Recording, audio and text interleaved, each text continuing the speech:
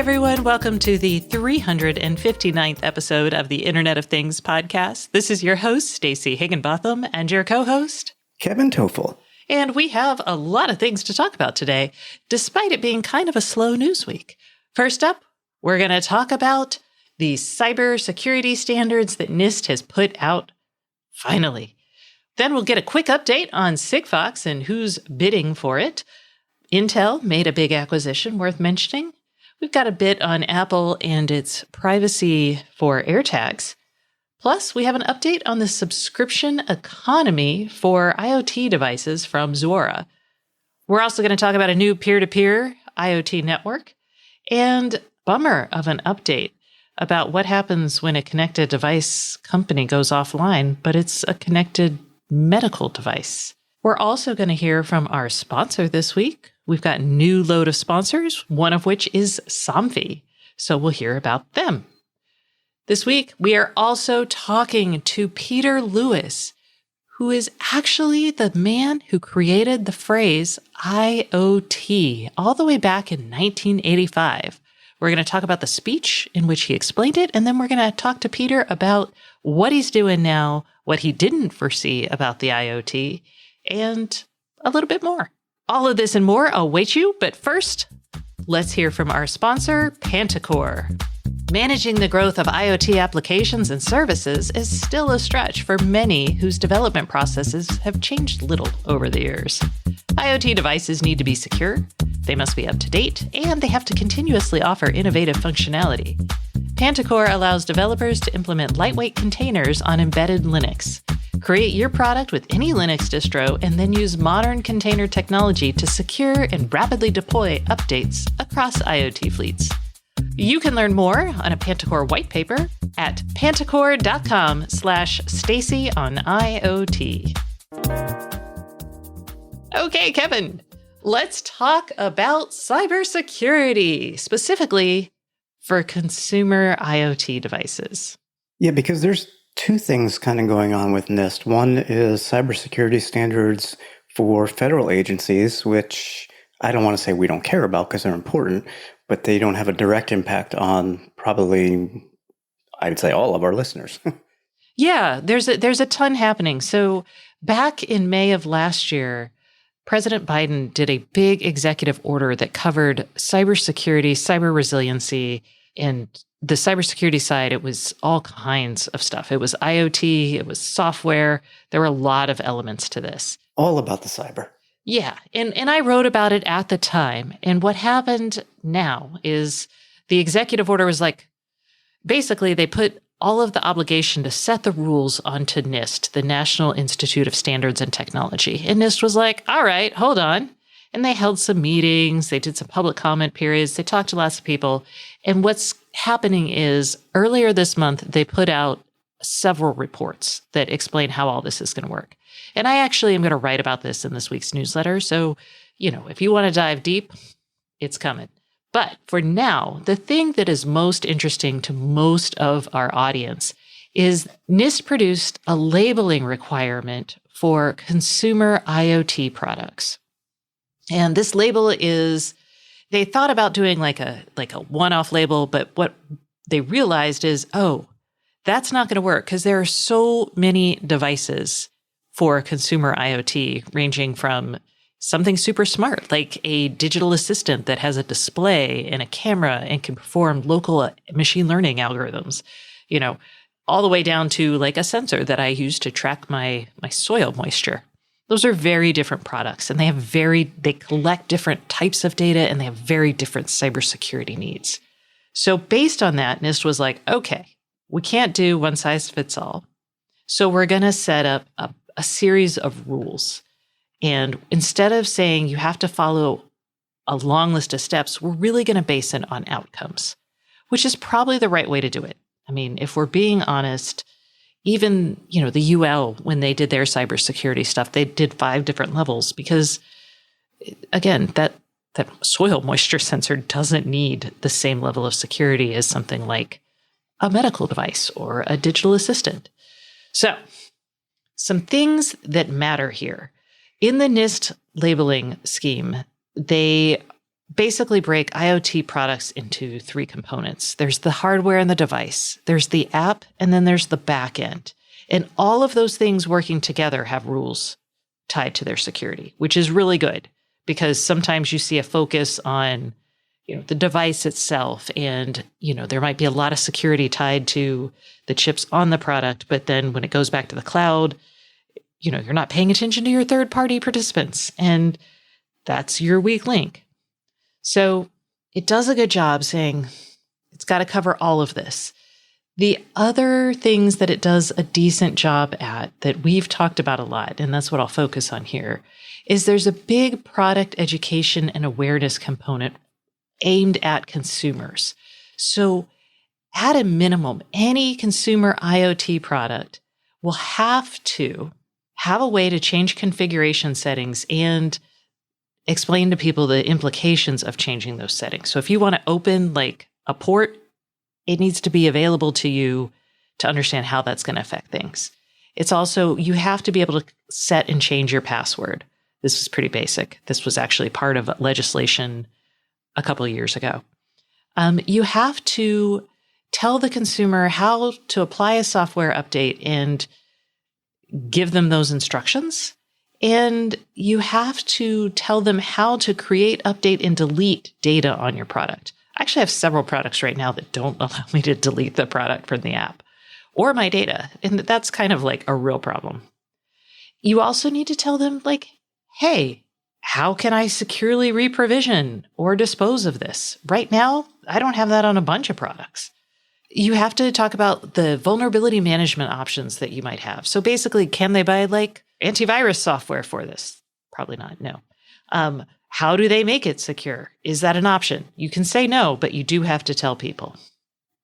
They also require companies to provide updated terms of support. So you have to tell people when you're updating their software. You have to tell them when you're going to stop delivering security updates.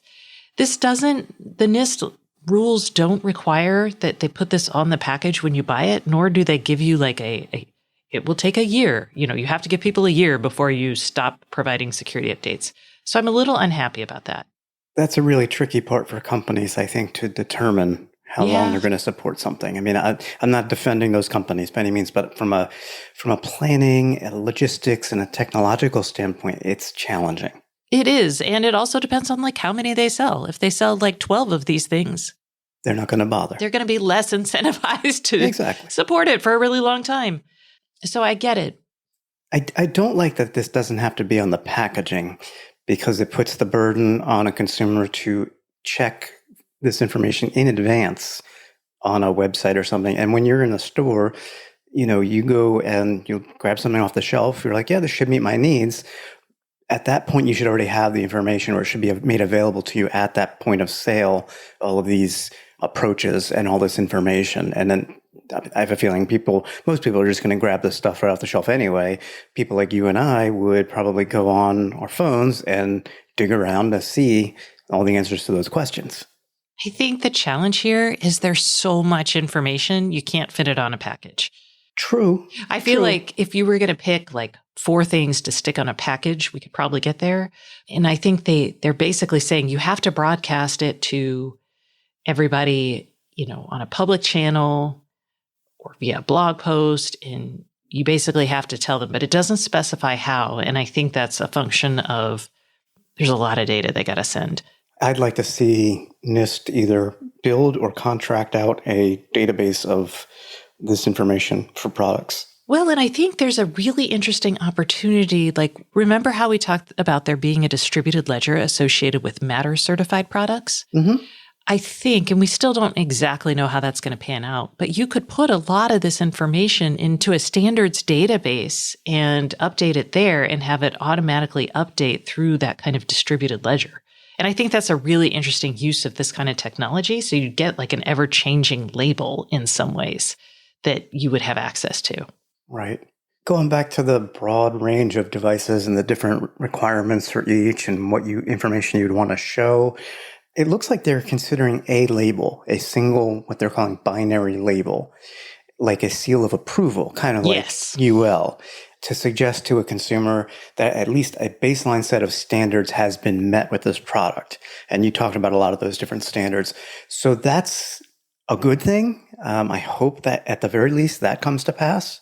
Yeah. And this is kind of analogous to the EPA's Energy Star program. So you just look for the Energy Star label and you say, oh, look.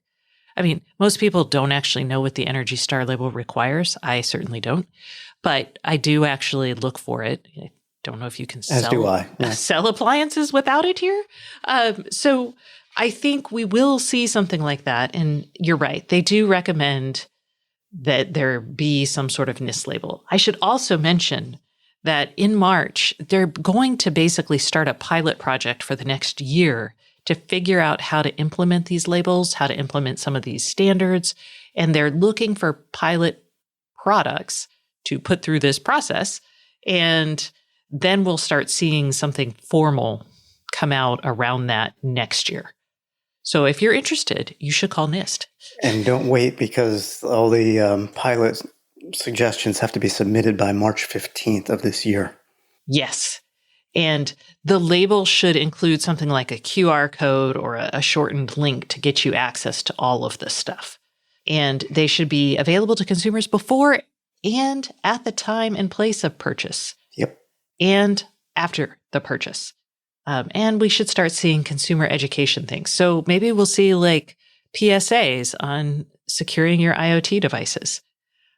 I would like to see that, actually. I feel like a walking PSA trying to explain things to people. So yeah, go for it, government. I'm available to you to do a PSA. Hi, I'm Stacy. And Kevin, you can be like, and I'm Kevin. Yeah, but that'll go over really well. Look for security updates on your device and make sure when you purchase them that you continue to download those patches over time. Hi, I'm malware. Here's what I do. Exactly. Okay. So a lot more on that. I'm going to link to that particular label document, and then you'll also hear more in the newsletter. So, yay, Nist. Moving right along. Let's just do a quick update about Sigfox, the low-power wide area network that is proprietary, French, and in receivership. So we thought they would have time to go through the receivership process, which is kind of like Chapter 11 bankruptcy. But in a sudden move last week, we found out that they are actually going to do a 3-week bidding process, that the bids are due on February 25th. So that's the end of next week. And the companies that are in the running, apparently a company called Unabiz, it's a Singapore-based networking company, they are going to make a bid. Semtech, which is the company that makes LoRa chips, is apparently in the bidding. And Actility, which is a IoT network company, might also be bidding. This is all from a story in Enterprise IoT Insights. James Blackman is the reporter, and he's been like on it when it comes to the Sigfox news. He's been tracking this really well. I'm very excited. There's one other bit in here that he pointed out. There is about 45 current Sigfox network operators. They're part of that Zero Gun Collective. Mm-hmm. And he says that it's possible that a number of these could make a decision in the coming days about whether to combine a consortium effort to bid for Sigfox. So some of their existing network provider partners could join together, which I would be very surprised if that happens, just because those are the people that are going to have to try and transition it to some other technology more than likely, or fight against the current and try to keep it alive as is. Yeah. So we'll see. All right. That's your weekly Sigfox update. We'll come back to you next week as we know more. Okay. Intel, big deal. Because it's a chip story, I have to talk about it. Intel has agreed to pay $5.4 billion to buy Tower Semiconductor. This is a foundry. A foundry is a company that makes chips. We talk a lot about ARM, which licenses chips. We talk about companies like Qualcomm. They design chips, but they send their chip designs to a foundry to actually manufacture them. So Tower Semiconductor, we talk about firms like TSMC, Global Foundries, Samsung. Those are all companies that make chips, but most of the chips they make are like super fancy, like the ones in your smartphones and high-end gateways, that sort of thing. But Tower makes chips for power management, some wireless chips, and some graphics and imaging chips. And so Tower is much more on the, I'm just going to say at the lower, I don't want to say lower end because they're just not made at the most advanced process nodes. Yeah, and I would say not primarily compute chips. That's yes, there we go. Not compute. So Intel doing this is part of their foundry strategy. They realized that they have been resting too hard on x86. And as computing becomes less or more specific and less general purpose, they really need to up their game. So they're like, you know what? People need people to make chips, and we're pretty good at that too. So $5.4 billion is a lot of money on the surface, but really it's not. Not for 5 fabs. Yeah, exactly. Because Intel's investing like $20 billion in one fab in Ohio that will be hopefully ready in 2025. Another $20 billion they've invested in Arizona for 2 more fabs at their current campus there. So, I mean, at first glance, it's like, whoa, that's a big deal, but it's really not in this industry. It's a big deal that Intel's getting into or going to offer like a full portfolio of chips. And really, this is them doubling down on their strategy to actually become a foundry and make chips that are not their own. And that is a big deal. That's a huge sea change from where Intel has been. We actually talked about it last week with the RISC-V investments and their work there to bring RISC-V processors to their foundry. So, yay, Intel. All right, let's talk about AirTags.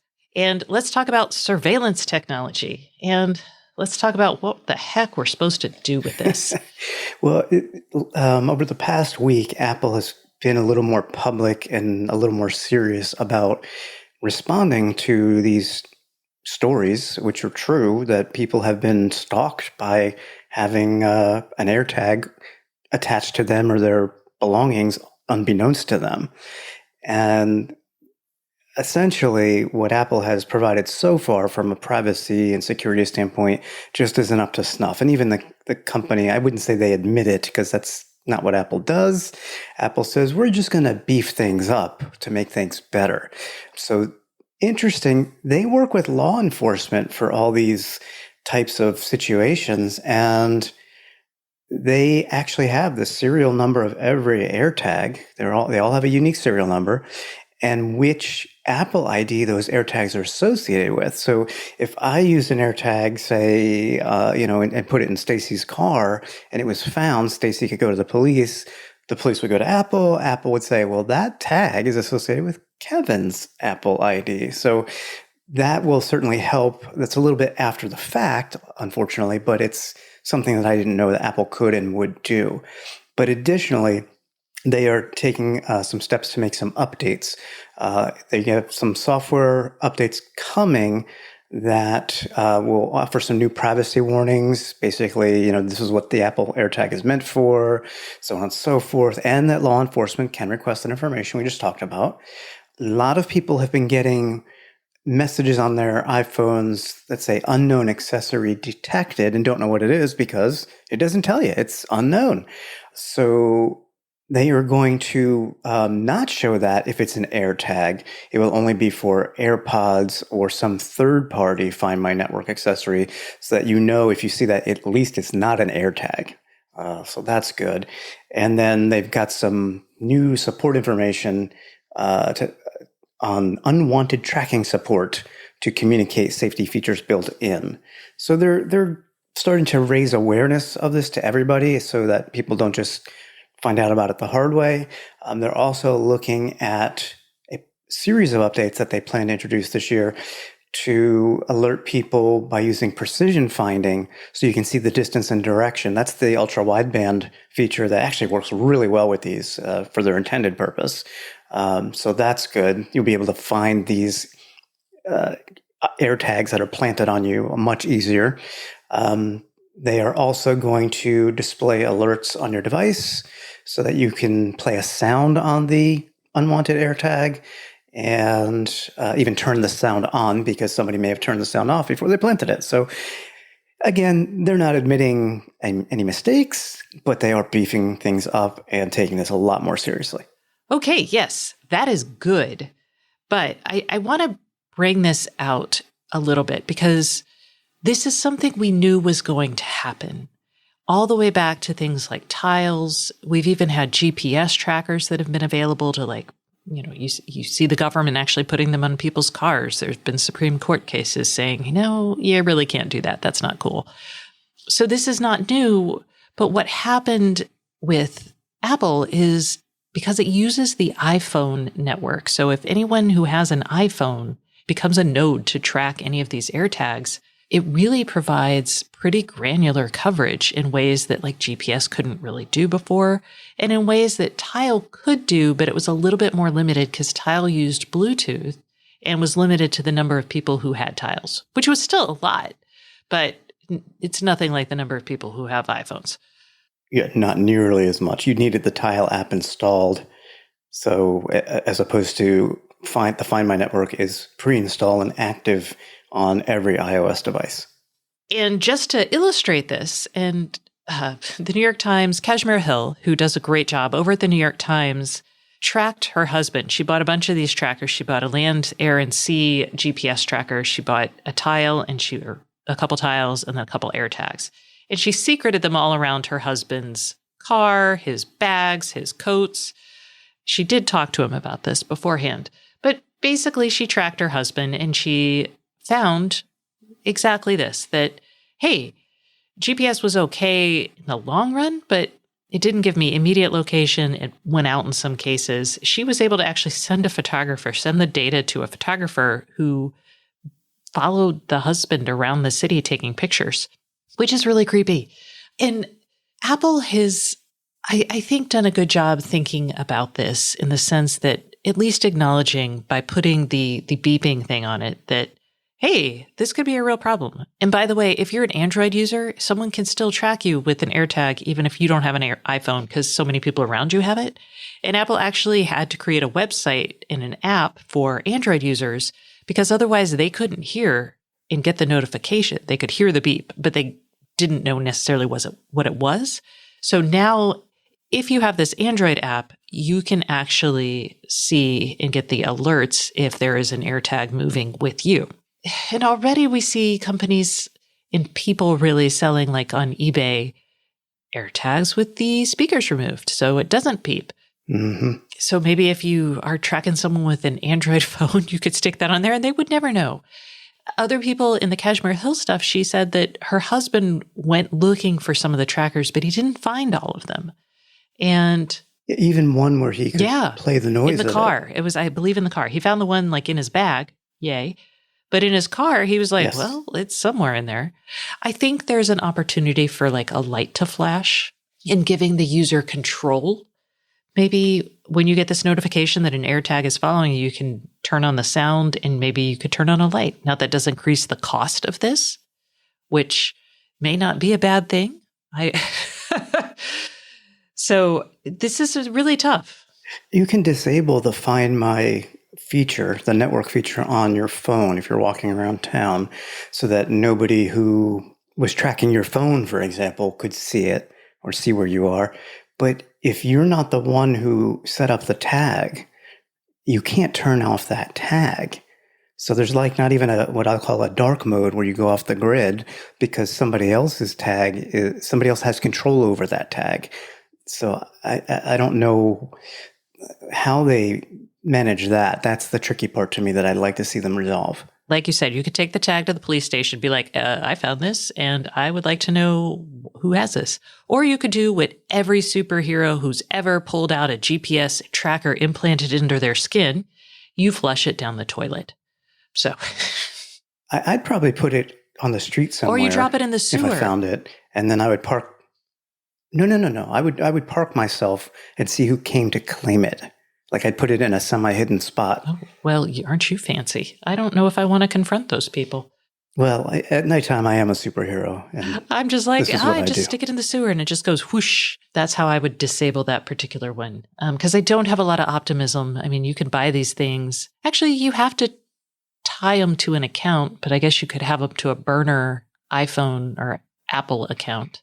It becomes a lot more difficult, though. I do think for basic tracking purposes. That does also just final note here, mean that our police and justice systems need to level up. And I'm actually impressed because the police seem to be taking this very seriously in some of the cases that have been reported.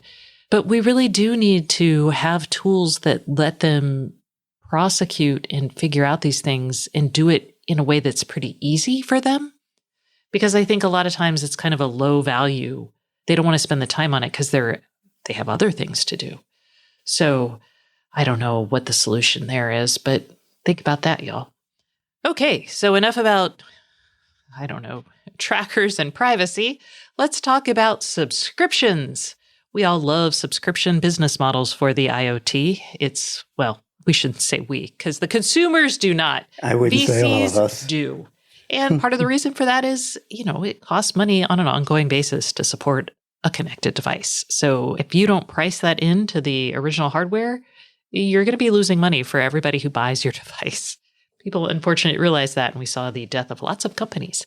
So subscriptions, that's what we're trying to do. Zuara, which is a software company that makes subscription management software, has for the last year or so been tracking IoT device subscriptions. And what they have found is, unsurprisingly, they're growing. You're like, thanks, Stacy.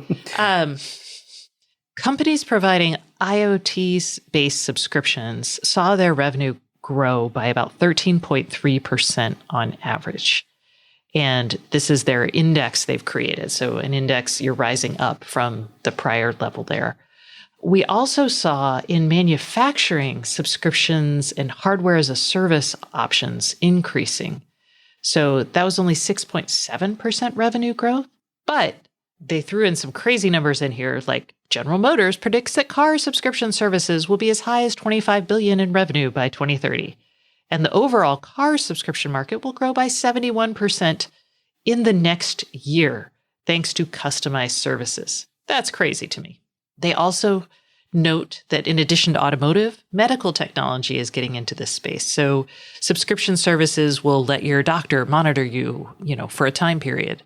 Yeah, I don't think these numbers are that outrageous because everything has been moving towards this model, from whether it's media, whether it's software, whether it's services. So certainly IoT devices as well. I'm not surprised because every new product I look at, it's like, here's a plan that you can get that will add this, this, and this. And it's just, it's becoming the norm. So I can't say I'm surprised by these numbers. Oh, speaking of subscription, if y'all have Wise cameras out there, you have to choose, if you want cloud reporting, one of their subscription plans, including one that lets you pay your own price. You can pay $0 if you want to, but you do have to go in and change that setting. I just wanted to throw that out there for all the Wise folks. Okay, Moving right along. These are some kind of cool things we saw in the last week or two. The first up is Anthony Lewandowski, who... The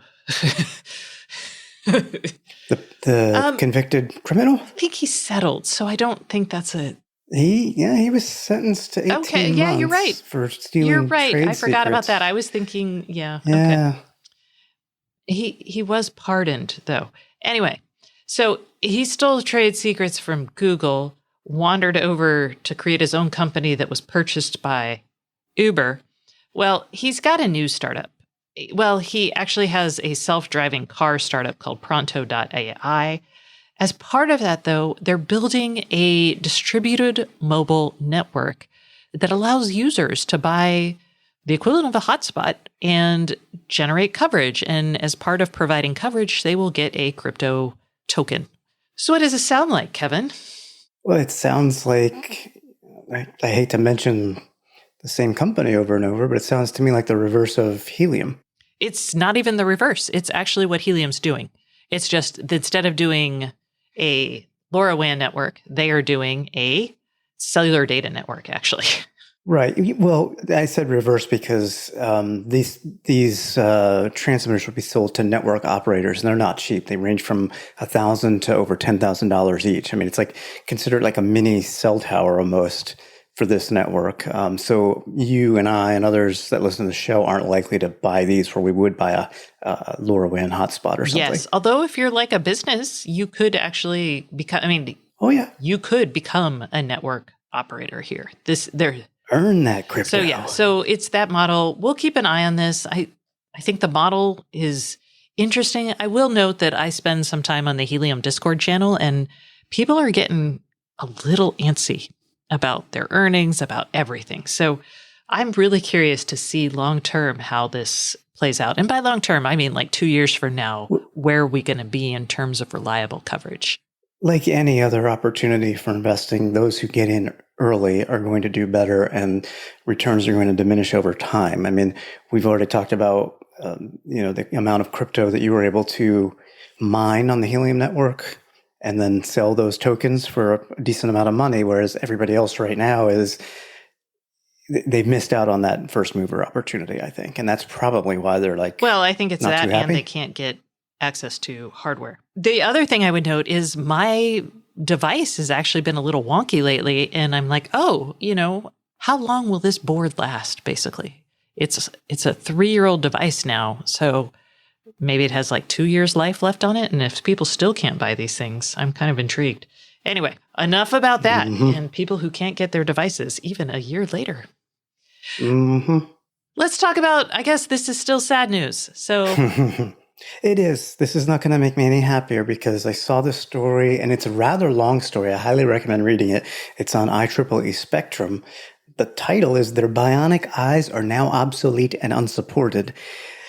And when I saw that title, I started thinking of IoT devices that have, come and gone and are no longer supported, but this is far worse.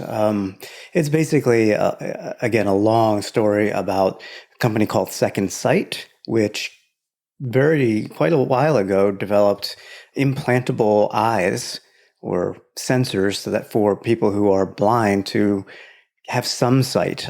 From what I can see, because the technology when this was developed, they only get to see a 60 by 60 black and white set of pixels. But again, that's better than nothing. And then a lot of the customers who got these eyes implanted were thrilled and willing to pay. And one person, their total bill after the surgery and everything else, and it was almost $500,000, 80% of which was paid by insurance. So, but still, that's $80,000 out of pocket, and they were happy to pay that. But the problem is that over time, this company really hasn't developed newer technologies, and it's already come close to going bankrupt once and is now just seemingly not responding to anybody for support. Perfect example, the sensor in the eye connects to a portable computer that the wearer puts on their belt or over their shoulder. That does all the processing for the imaging. One of the customers, they dropped their processing kit and broke it. They're not getting any response on a replacement at all. So these people went through long surgeries, paid a lot of money, and there just seems to be no hope now of getting any recourse towards keeping these things working or upgraded or replaced as technology improves. And it just, again, it reminded me to a much lesser extent of the IoT, how things just don't get supported and customers get the shaft. Yeah, well, there's definitely an issue with implants just broadly. There was an article, it was fascinating, in the Wall Street Journal about a month ago about a hospital going bankrupt and having to manage the disposal of a plutonium-powered pacemaker. And what happens is there's a little bit of nuclear waste in there, and someone needs to monitor that. And it only takes a little. Yeah. And so when these patients die, you have to keep track of where it is, like who has it, and if they're alive and where they are. And then when they die, you have to actually extricate the device and then dispose of it with, the proper regulations. And there was a hospital that went bankruptcy in Philadelphia. And when that happened, they're trying to find someone to manage. They have one patient who still has this, and these were put in a long time ago, 1995. And yeah, so this is an ongoing saga. I think it's going to get worse as we put, implantable electronics in people and, based on new standards. I don't know what to say here. This is just terrible. Yeah, it's a whole nother level of obsolescence and support. And from a health standpoint, some of these things aren't meant to run for 50 years, let alone be implanted in your body for that long. So they need replacements, they need upgrades. Again, it's not a huge audience of customers per se, but it's a substantial amount. And it's going to be a big deal for them. So, okay. Yep. That concludes the news segment of the show, but now it's time to go to the Internet of Things Podcast Hotline. This is the segment of the show where we listen to you. We take your calls and we answer your questions or publish your cool ideas. And the IoT Podcast Hotline is sponsored by the LoRa Alliance. And you can join the entire LoRaWAN ecosystem at the LoRaWAN World Expo taking place in Paris on July 6th and 7th of this year. The expo is going to have a mix of industry visionaries, technology and regulatory leaders, and me. Visit the LoRa-alliance.org to learn more about the expo and how to register. And if you would like to call us with your questions, you can reach us at 512-623-7424. And if you do that, you will be entered to win a Firewalla device. That's right. It is the Firewalla Blue. This is a device that you can plug in and watch all your network traffic, including all the traffic from your IoT devices. And it's pretty addicting. All right. You can manage that too, not just watch it, because watching it's kind of boring. I like watching things. I'm like, oh my gosh, why are you sending all that data? You say that now, but after a few days of watching it, you'll change your tune. Yeah, you're right. I get so excited. I'm like, oh, data. Okay, now what do I do? Anyway. So we're going to give one of those away to a lucky winner. And so call us at 512-623-7424 and ask us your questions. And let's hear this week's question. It is from Howard, who has a problem with his pergola. Let's hear it. Hi there, Stacy and Kevin. This is Howard from California. I'm in the middle of doing a remodel in my backyard and adding a pergola. And pergolas, which have heaters built in or hanging from them, are typically on higher voltages, like 220 volts. I would like to put in some switches or preferably dimmers to control those heaters. But I'm having a very hard time finding devices in the IoT space that control 220 volt power loads. So any ideas you have would be great. Oh, and by the way, I'm in the Google ecosystem. Thanks. Bye. Okay, Howard. So for a 220 or 240 volt system, there is a product that will help you. So I can tell you there is a device by a company. I've tried these out. They're from a company called Shelly. You would probably need to use the Shelly 2.5. It's small. You have to actually get an electrician, or you can wire this in yourself. You totally can. If you know anything, if you can wire a light switch, you can wire this in. So you'll wire this thing into your outlet. It's just a module. You'll wire the outlet into this thing, and then whatever you plug into the outlet will become smart and controllable. It can talk to Madam A, it'll talk to Google, it'll talk and be controlled via the Shelly app. So there are things you need to watch out for, though, and here's where it gets complicated. So you can't just focus on the volts. You also have to know how much power your heater is going to draw, and that's measured in amps. The Shelly has 2 channels that will give you 10 amps per channel. So you can do a 20 amp heater, something that will draw 20 amps of power, which is like 3,000 some odd watts. That should be sufficient. You should be able to wire that in. You also asked about dimming. Dimming is a little different. And I don't know if the Shelly will be able to handle dimming for you, because a lot of times when you're kind of dimming the heat and lowering it, there's not just the electric coils that are getting hot. There's a fan involved. And when you have a fan, the variable motor requires it. The motor, when it turns on and decreases, what you're looking at is variable amps.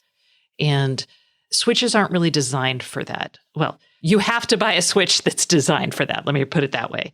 And because heaters draw a lot of power, I'm not really sure that I couldn't find any like generic ones that would handle it.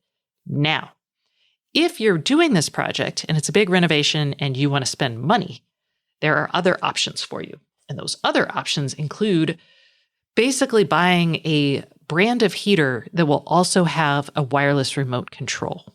Now, this isn't something you're going to be able to control via Madam A or Google usually, because it's a proprietary system. Those will run you like $700 to $900 for the controller itself, and then whatever the heaters cost. And they'll all be in the same ecosystem. I liken it to like a Somfi RTS system. So you're buying the motors and then you're buying their separate proprietary wireless system. Now, those seem to be your best options. If somebody out there knows of a generic kind of Wi-Fi module that will handle the dimming, and it, again, depends on your heater that you're installing, because some heaters draw more power, some don't. So I hope this gives you enough information to start looking for what you want. Yeah, I mean, it's highly dependent on the heaters and again, what he wants to do, which he may have to, I mean, he could save a lot of money and give up on the dimming requirement, for example. Yeah, and I think if you give up on the dimming requirement, you can go with a pretty much a wider range of heaters, yes, as long as you just check the amperage on them. Yep. So, okay. I hope that helps. If you have a question that we can help you with, give us a call at 512-623-7424, and you will be entered to win a Firewalla device. Yay! That concludes this portion of the show. Please stay tuned to hear our interview with Peter Lewis, who is the founder of the term IoT all the way back in 1984. We hear about what the world looked like then, his work at Cellular One and why he created the concept of IoT, and what he didn't realize would be missing. It's fun. Y'all will like it. And before we get to that, please stay tuned for a message from our sponsor. This week's sponsor is Somfi. Hey everyone, we are taking a quick break from the Internet of Things podcast for a message from our sponsor. And this week's sponsor is Somfi. And I have Alex Keshinger, who is the product marketing director for Connected Solutions. Hello, Alex. How are you? Hi, Stacy. I'm very good. Thank you. Excellent. All right. Well, this is really easy. Can you tell us a little bit about Somfi? Somfi is a world leader in designing and manufacturing smart motorized solutions for interior window coverings and exterior solar protections. In other words, Somfi creates motors and controls that automate your blinds, draperies, shades, awnings, rolling shutters, exterior screens, and pergolas for both commercial and residential buildings in 58 countries across the globe. We've been around for over 50 years and have produced more than 200 million motors. Nice. I've owned at least 4 of those motors. So what are the benefits of motorized shades? There's plenty. Smart window coverings provide a lot of benefits, from easy control over natural light and screen glare to enhanced privacy and security, as well as energy savings and general comfort and convenience. They also typically lead to more usage of window coverings in general, because people often leave their manual window coverings in one position because they're a hassle to open and close. But motorization solves that problem. They also provide accessibility for tall, hard-to-reach windows. Lovely. So how do motorized shades fit into a smart home? Well, with a smart home hub like Somfi's newly launched Tahoma Gateway, the convenience factor goes up. You can not only control your motorized shades with a handheld remote, but now you can add mobile devices as an option for local or remote control, but also use voice commands through Amazon Echo or Google Assistant. Then there's automated scheduling so that your shades open and close automatically based on the triggers that you set. And beyond that, you can add your shades into your smart home system so that they can be controlled together with smart lighting and other smart home devices. To name a few, we are compatible with systems like SmartThings, Brilliant, Alarm.com, Control4, and many more. Great. So what's the next step for a listener interested in Somfi motorized shades?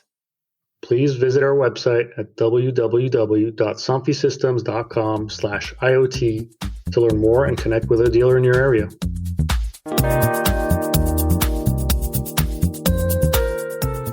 Hey everyone, welcome back to the Internet of Things podcast. This is your host, Stacey Higginbotham, and today's guest is Peter Lewis. And we are going to be taking a trip back in time. But first, hi Peter, thanks for joining us on the show this week. Hey Stacey, your show is fantastic, and I'm very pleased to be here. I am honored, truly honored to have you, because we have the history of the IoT a little bit wrong. A lot of us think that it started back in 1995 with Kevin Ashton.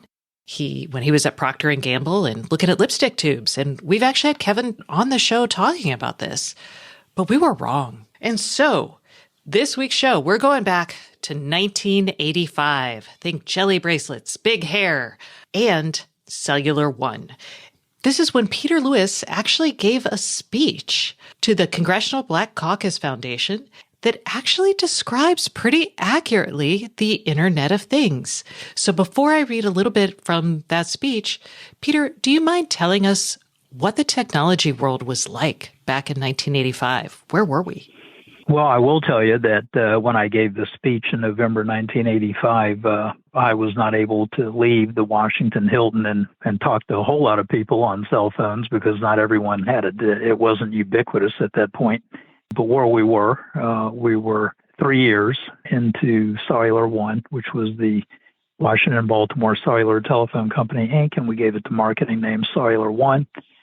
And that ended up being a national network for the non-telephone company cellular operators. And we had base stations and systems going up in all the top 90 markets in the country. And we were involved in 52 of those top 90. In addition to that, the ARPANET. So the ARPANET essentially morphed into the Internet, and prior to it being the Internet, it was used primarily by educational institutions and military as a means of communicating. And I could see, even before we got Cellular One started, that this was going to be a major influence on the world of connectivity. And folks like PSINet had gotten started up in Baltimore and became the first commercial internet service provider in the country. And it's kind of like a Reese's peanut butter cup. You could see the peanut butter and the chocolate merging together into something good, in this case, cellular and internet, and cellular certainly being the conduit to connect people and devices. And that's kind of where we were. We were in the first evolutionary stage of the internet. And if I could digress on that for just a second, I kind of divide the internet into three evolutionary stages where it really started with PC connectivity. And then it went into social networking. And then thirdly, and we're in that now, and that's device connectivity, where basically machines and management meet in the cloud and are able to collaborate. In other words, people can manipulate devices, they can monitor the health of those devices, and even change settings. That's sort of where we were, and people had these big clunky PCs that had 5, 10, 20 megabytes, which everyone thought that was just amazing. Yeah, and let's see. I personally was 2 years out from my first computer camp where I was going to learn to program in BASIC. Very exciting. So, oh, great. This is where we were back in 1985. So November, you gave this speech, and I'm just going to read a chunk of it for y'all so y'all understand that this is not, that Peter really did think about the Internet of Things and call it way back then. So you said, by connecting devices such as traffic signal control boxes, underground gas station tanks, and home refrigerators to supervisory control systems, modems, auto dialers, and cellular phones, we can transmit the status of these devices to cell sites, then pipe that data through the internet and address it to people near and far that need that information. I predict that not only humans, but machines and other things will interactively communicate via the internet. The Internet of Things, or IoT, is the integration of people, processes, and technology with connectable devices and sensors to enable remote monitoring, status, manipulation, and evaluations of the trends of such devices. When all of these technologies and voluminous amounts of things are interfaced together, namely devices and machines, supervisory controllers, cellular, and the internet, there is nothing we cannot connect to and communicate with. What I'm calling the Internet of Things will be far-reaching. I swear the hair on my neck shot up because I was like, holy moly, that is literally what I write about every week. And you were thinking about this way back when we were still carrying those brick-sized phones. So, And it wasn't for the purpose of exploiting the word Internet of Things. It was just that we wanted to, increase the loading on our cellular switches. In other words, we wanted more phone numbers. We wanted more checks in the mail every month. It was a subscription business, so the more people and things that we subscribed, then the higher our revenue would be. So that was the motive behind it. ironically, the ARPU for things is much less than for people. So I am curious. So yes, you wanted to connect these things, but you were also envisioning a world where information was more accessible to people. And I think that's hard to imagine today, because when my power goes out, my utility knows it before I call them because they've got monitoring on the line. So what drove this thinking? Obviously, you wanted to make money. Great. You wanted to put devices on your new networks. Yes. But what benefits did you see all the way back then? What really started in my mind with buildings, and there are a bunch of commercial buildings out here, residential buildings, condominiums, apartments, and so forth. So that's really what kind of got my mind started, especially in our own buildings, our own facilities, where elevators would go out in the middle of the morning. Tenants would arrive, and go jogging and want to take a shower afterwards before they went to their office and got their business day started. Only to find that they had ice cold water in the hot water heater down in the basement of the office building. The coils had burnt out. The building engineer would normally get to work at 6:30, 7 o'clock in the morning, only to find out that at 2 in the morning, the hot water heater coils went out, just kind of like the hot water tank in your home. It goes out. There's no more hot water. So I said, well, we have to be able to make buildings more intelligent. And at that time, back in the mid-'80s, there was the talk was ramping up on intelligent buildings. How do we monitor the cold water chiller? What about elevators going out and the doors slamming all morning long and bending the bars and the doors? And what could have cost $1,000 in repairs is now going to cost $35,000 because all the damage done over a 5-hour period from 12 midnight to 5 in the morning that no one knew the doors were slamming and not closing properly. And I said, there's got to be a way that we can easily do this by plugging into some sort of analog serial layer and, in other words, a connector that would go to the controller of a red light or an elevator monitoring system or a security system and what have you. And, that we would read those fields that are coming out of that serial port, parse them. And if everything's supposed to be code 0, code 0, code 0, oh, there you got a code 1 all of a sudden. That means something's wrong with in field 12 or field 53 or whatever. So there's a problem, there's a malfunction, or something's not operating optimally. And we can simply open up the gate and let a pre-canned message go out to a predefined location via a cell phone and an IP address on the internet and tell somebody via a visual notification or an audio notification or a pager notification when we had pagers back then that, hey, you got a code 907, which means that the hot water heater is out in the building located at 55 Main Street in Anywhere, USA. And so the thinking of the sequence in which this would happen was certainly possible. I said, all we got to do is do it. So, and we can charge money by having that hot water heater as a subscriber, just like Stacy Hickenbotham is a subscriber to a cell phone. And if Stacy can subscribe, the hot water heater should be able to subscribe to our cellular services as well. I love it. And you hit on something. You're right. The thinking here is so logical. You're like, as a computer person looking back, it feels like, oh yeah, we have ARPANET, we have this internet. We have wireless radios that can go anywhere and talk to the internet. So you could stick it on all kinds of things. Doesn't have to be a person, but it's hard.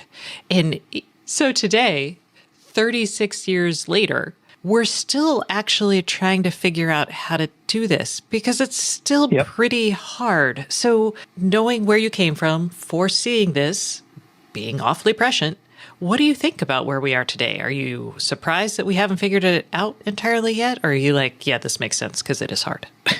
Well, what took me really off guard was, I think, the nefarious operators out here that would try and hack these devices, that would try and hack into a red light system. So like on the Italian Job movie, they could control all the red lights so the bad guys could get away with the money. I wasn't certainly contemplating that, wasn't even thinking about that. as diligently as everyone, in addition to me, are thinking about it nowadays. But certainly security is of utmost concern, and we're just not there yet. We're also not there with respect to there being a lack of universally adaptable standards to avert compatibility issues. And I'm talking about even right down to the level of the physical interfaces with these myriad of devices that are out here. And, on the consumer side, when it comes to solution approaches, when you look at things like, grocery shopping list, and when you go to populate that list, is that shopping list going to be based on what's in the refrigerator currently, or is it going to be based on what's in the trash can and the recycle bins, or both? When you pull that carton of milk out for 10 minutes, you say, okay, well, if it's out of the refrigerator more than 10 minutes, let's count it as being thrown away. But if it's put back in, we don't want to double count it. So, those sort of just simple solution approaches like that on the consumer side of the house are things that still need to be standardized. I like that. So security, standards and interoperability, and then what I'll call the logic, because we do things as people. Our processes make sense because we're people, or if they don't make sense, they're well documented and enforced by, either laws, work, or habits. But we've got to figure out which ones work for computers because they don't think. Yeah, that's right. And when you start looking at all the smart this and smart that, smart utility, smart industry, smart highway, smart buildings, smart cities, et cetera, and smart this and smart that, those solution approaches or the logic, as you appropriately called it, really come into play and really become important. Back when you created this, you were at Cellular One. You were one of the co-founders of the company that became Cellular One. It's probably relevant to say, hey, man, you've done a lot since then. What are you doing now? And then what are you excited now with regards to IoT? Where are you spending your time? Well, I think when we start talking about security and, as you put it, logic and also, standards, I think you also have to throw in there connectivity and where we're at. And a lot of folks say, well, the IoT industry kind of flocks to 4G as the go-to frequency band. 5G is not matured out there yet. And of course, there are these new issues with aircraft and this battle between administrative agencies of the federal government, about 5G interference with radio altimeter equipment that during inclement weather is used to make sure that pilots can land safely on the runway. So 5G has still got its woes out there. It's going to eventually mature, but that's not the only thing out there in the way of connectivity. As these new communication systems come along, then people got to decide, is it good enough to use narrowband capable systems like unlicensed 900 megahertz? Absolutely, it's okay to use. These are bursty communications, and in the super majority of cases, narrowband IoT is very adequate. And do we really care how fast it is? Do we really need to know within 1 second of something malfunctioning or being, out of step with its normal operating standards? No. If it's 20 minutes later you're notified, that's better than not being notified at all. And I think all of us can point to cases where a red light intersection, they were all blinking red and everything is just going completely haywire. But, when it comes to constituent services on the part of elected officials, they can certainly tout that they're offering better services because of the fact that with IoT, we can repair that red light because we got notified that there was a malfunction at 5th and Main Street, and we got notified within 20 minutes or within 10 seconds. So, narrowband IoT is good, and there are plenty of systems that don't require people to spend millions or billions on spectrum to implement it. And so what we're doing right now is looking at connectivity through wireless broadband systems, through unlicensed systems, and they work very well in large geographic areas.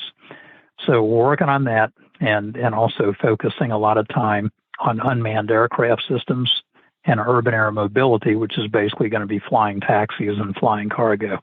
When you look at all the subsystems that go into developing those sort of aircraft, then IoT is going to be a major part because you have all the components right there. Yes, exciting micromobility, drone deliveries, all of that. It's a whole next layer of complexity. So we won't get into that either. So some of the things that you talked about all the way back then and you're talking about still sound like the things I'm excited about with IoT, which is it makes the invisible visible, which is pretty awesome. But it also freaks people out. And especially when we talk about like consumer things and some of the things we're doing around like health data and censoring. So what kind of role should regulations play in protecting privacy or making sure that this data is used, I'll just call it generally for good, as opposed to maybe for blatant money making?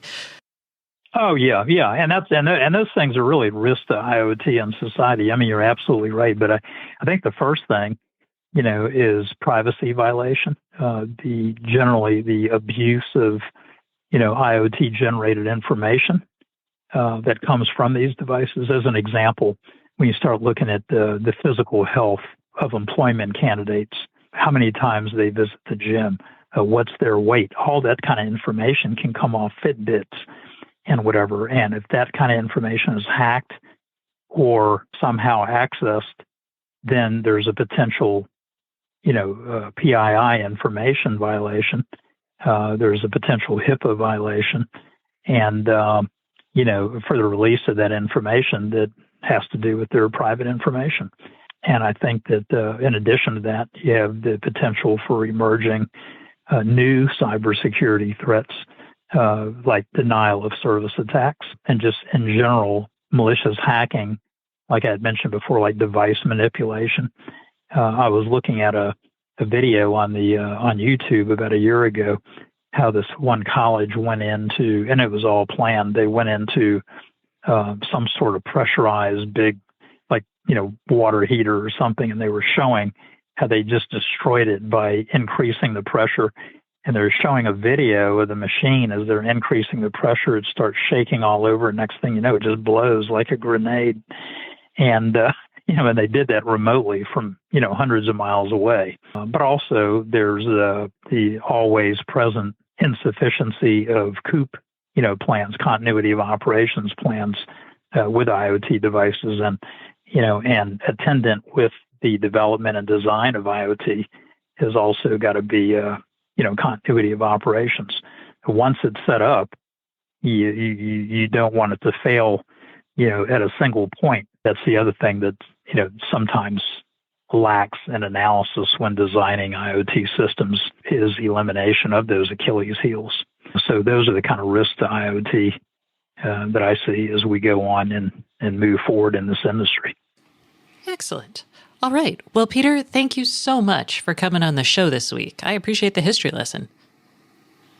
Well, I certainly appreciate your having me and appreciate your audience and everyone that's as we all work together to make society better and make our lives easier and more efficient. And certainly IoT is one of the pieces of that big puzzle. And that concludes this week's episode of the Internet of Things podcast.